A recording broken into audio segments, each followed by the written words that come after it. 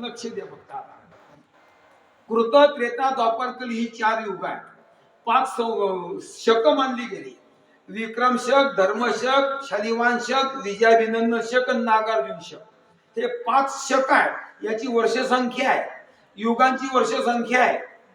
कृतयुग 17,28,000 वर्षांचं टोटल तुम्हाला करायची आहे. 17,28,000 वर्षांचं कृतयुग, 12,96,000 वर्षांचं त्रेतायुग, 8,64,000 वर्षांचं द्वापर युग आणि 4,32,000 वर्षांचं कलियुग. किती झाले? मी इतकंही काम करत नाही राजा,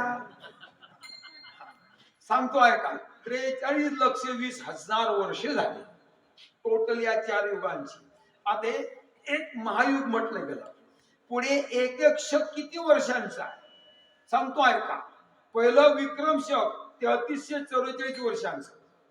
धर्म शक 135 वर्षांचं होतं, संपलं. आता शालिवान शक चालू आहे, हे 10,000 वर्षांचं आहे.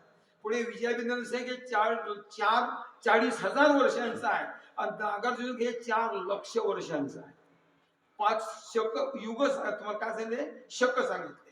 त्याच्यानंतर पुढे चाला 14 मनवंतर आणि 60 संवत्सर. 14 मनवंतर. मनवंतर मोजा कोणते कोणते आहेत, किती मोजतात ते. पहिलं स्वयंभुव, स्वारोचिस, चाक्षुष, तामस, उत्तम, रैवत, वैवस्वत, सावर्णी, ब्रह्म सावर्णी, देव सावर्णी, इंद्र सावर्णी, रुद्र सावर्णी, दक्ष सावर्णी. 13 झाले का? अजून एक राहिलंच का? धर्म सावर्णी 14. हे 14 काय झाले? मनवंतर झाले. आता एक मनवंतर किती वर्षांचा हे ऐका. हे ऐकलं तुमच्या डोक्यात बसलं की 28 तुम्हाला कळलं. पण इथे का चुकलं, कसलं केळात मुसळ केळा. आता मोजा मनवंतर म्हणजे किती. कृत त्रेता द्वापर युग आणि कली हे 4 युग, यांची एक चौकडी, यांची संख्या 43,20,000 वर्ष. याला गुणिले 71 करा.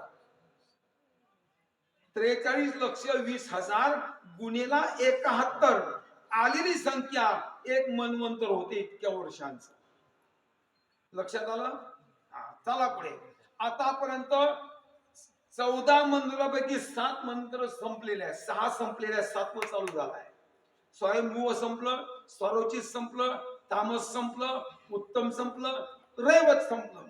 आता चालू तर जे आहे ते वैवस्वत नावाचं मनवंतर चालू आहे. एक मनवंतर संपण्याकरता माऊली 71 चौकड्या संपाव्या लागतात.